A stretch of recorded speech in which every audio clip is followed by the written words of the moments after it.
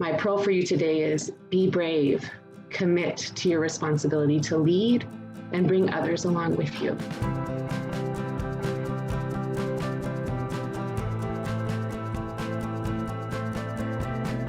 So thanks everybody for having the time today to hear me.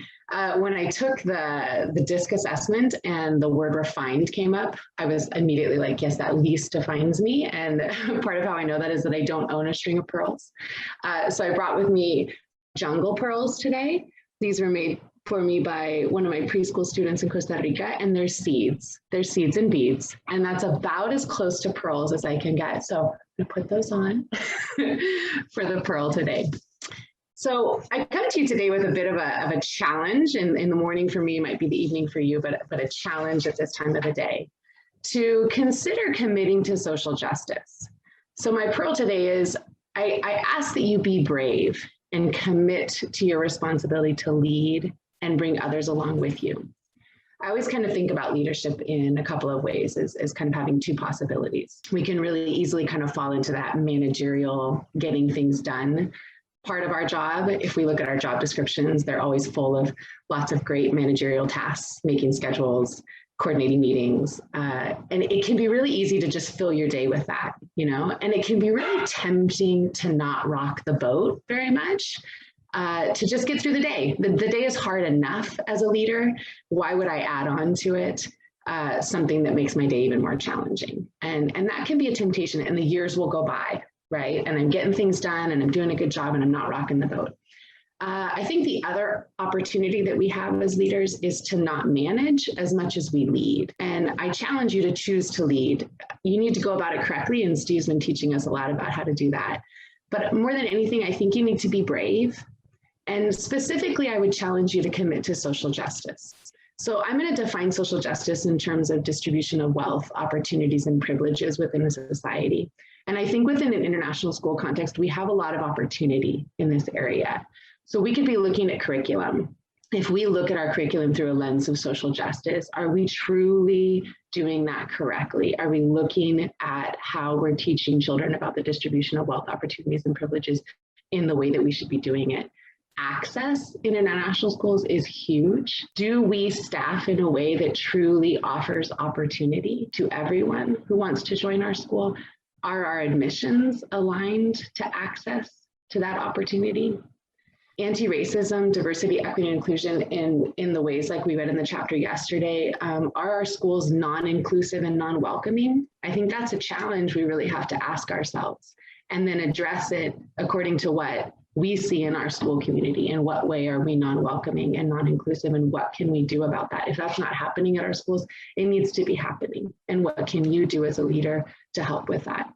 One area that I think is really interesting when we think about social justice is in regards to innovation. You know, everybody loves an innovative school. If you push for your school to be innovative, nobody's going to say, oh no, please, we don't like to innovate. It's a great selling point for a school.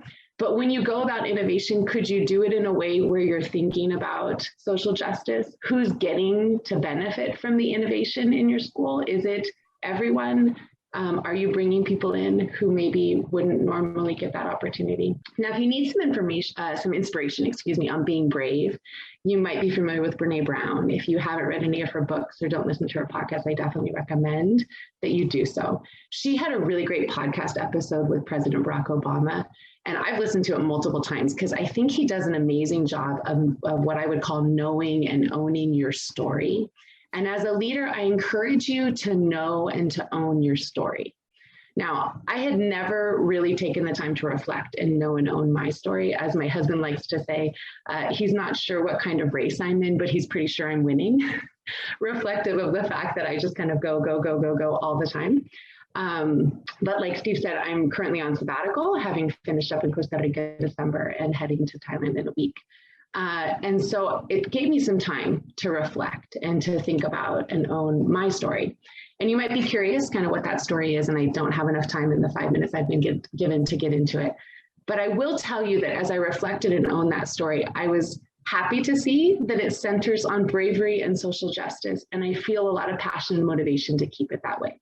So to give you some highlights, my first leadership role was my first year of teaching. I was a first and second grade teacher, and I was tasked with coordinating a brand new dual immersion program to turn an English-only school into a Spanish-English dual immersion school. Social justice in action. 11 years later, I became assistant head and then head of school in Costa Rica, tasked there with turning a progressive jungle school into a leader in sustainability and, more importantly, opportunity for youth in rural areas of the world. Now, 8 years later, I'm heading to UWC Thailand as their new head of school, with all the aspirational dreams that come with the United World College movement. And if you're not familiar with UWC, you can look it up. It's pretty inspiring. So you might think, like, why on earth would I take on such difficult tasks, and from such a relatively young age in my case? And I think it comes down to something that I've reflected upon that I encourage you to reflect upon. I am super aware of how privileged I am in so many ways, and I feel enormous responsibility with that privilege. I take it seriously. So I continue to challenge myself, and I challenge each and every one of you to do the same. How can you lead from a social justice perspective in your school context? What are the needs you can identify? What do you need to learn in order to lead in that identified area? And how can you bring the community along with you? For years, when I was a teacher and a coordinator, I always said I would never become an administrator. But as I watched 6 principals cycle through our Title I school in 11 years, I felt very inspired by a few brave leaders, and I felt frustrated and disappointed by several ineffective leaders who lacked the bravery and the skill to do what mattered. So I think it's important to remember that with great power comes great responsibility. My pearl for you today is be brave, commit to your responsibility to lead, and bring others along with you. Thanks again for giving me the space to share today, guys. Be brave and have a wonderful day.